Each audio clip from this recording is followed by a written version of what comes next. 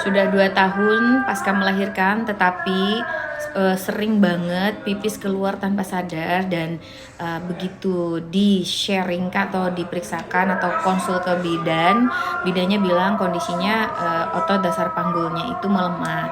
Nah, sebetulnya kondisi penurunan fungsi dari otot dasar panggul itu umum dialami oleh ibu hamil dan ibu melahirkan, ya.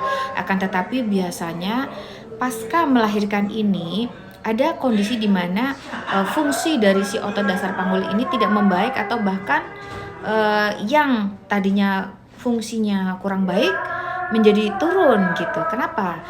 Kehamilan 9 bulan, proses melahirkan itu sendiri itu kan sudah merupakan ibaratnya apa ya, ditopang oleh si otot dasar panggul. Nah, berat loh ya kerja otot dasar panggul ini. Nah, kalau selama hamilnya kita tidak melakukan preventif ya, tindakan pencegahan untuk penurunan fungsinya atau berkurangnya fungsinya atau memburuknya fungsinya, itu biasanya pasca melahirkan akan terasa. Kemudian pasca melahirkannya juga dibutuhkan perawatan ya, kan ada 40 minggu, kemudian bisa mix dengan penggunaan bengkung, tetapi penggunaan bengkung juga kalau untuk berlatih ya.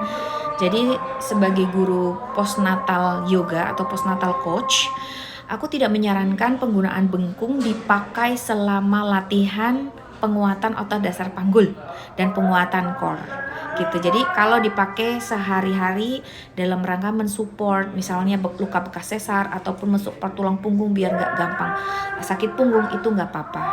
Nah, seperti itu kurang lebih kondisinya. Jadi memang kondisi kehamilan dan berat dari perubahan fisik, kemudian ada bayi yang harus ditopang oleh otot dasar panggul itu, belum lagi kalau yang prosesnya pervaginal, kan itu ngelewatin otot dasar panggul. Nah, pasca melahirkannya juga nih gitu. Jadi ada beberapa yang selama hamil fungsi otot dasar panggulnya melemah, pasca melahirkan dia tidak kembali recover. Jadi akhirnya akan ada keluhan susah menahan pipis ataupun pipis keluar sendiri, tertawa terbahak-bahak sampai terkencing-kencing gitu ya, loncat kemudian keluar air seni sendiri, itu seperti itu kondisinya. Jadi sebetulnya apakah bisa diperbaiki, apakah masih bisa diterapi? Untuk pengecekan assessmentnya sebetulnya paling lengkap itu bisa ke dokter kandungan ya, SPOG, subspesialis uroginekolog ya, seperti itu. Kemudian ada asesmen melihat seberapa kedalaman diastasis dan seberapa gap dari diastasisnya juga. Jadi ada asesmen komplitnya. Nah, dari situ akan ditentukan terapi. Nanti dokternya bilang, oh ibu ini terapinya bisa dengan menggunakan workout atau plus latihan Kegel, tapi workoutnya khusus ya gitu. Atau yang kalau tingkat keparahannya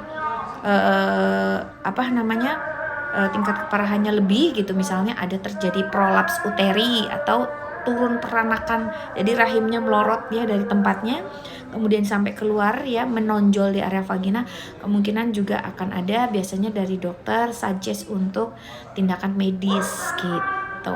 Nah, untuk bagaimana latihannya next ke part berikutnya.